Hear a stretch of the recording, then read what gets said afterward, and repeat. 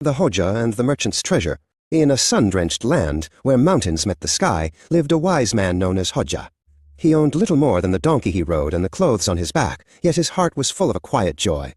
Not far away, in a grand palace of polished stone, lived a merchant named Farhad, whose vaults overflowed with gold, but whose face held no smile. One sweltering afternoon, Farhad, tired of his empty happiness, sought out the Hodja.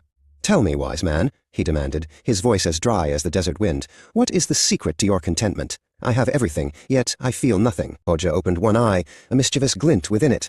"My greatest treasure is not something you can buy," he said. "It is something I found on the road, and it is more valuable than all your gold. Come, meet me at sunrise tomorrow, and I will show you." True to his word, Hodja met Farhad at dawn. "The path to true wealth is not paved with stones," Hodja said, and he began to walk, leading Farhad down a long, dusty road.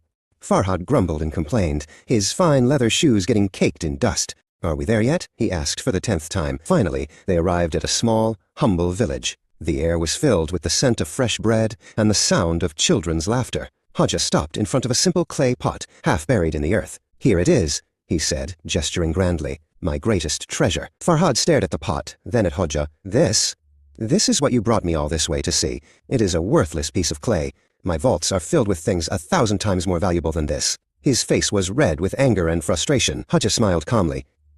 "The value is not in the vessel, but in what it holds," he said. He turned to a young boy playing nearby. "My friend, may we have a drink?" The boy nodded, and with a small, worn ladle, offered Hodja a cup of cool, clear water from the pot. Hodja drank deeply, a look of pure bliss on his face. Hodja handed the cup back.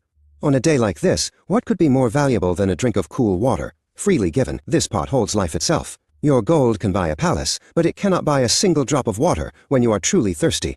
Nor can it buy the kindness of a stranger." Farhad looked from the pot to the boy, then to the Hodja.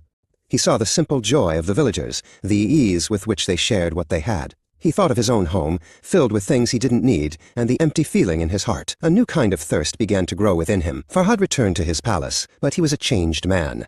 He began to share his wealth, building wells for the thirsty and schools for the children. And though his vaults were no longer overflowing, his heart was, and for the first time, he felt a true and lasting happiness, a treasure more precious than gold.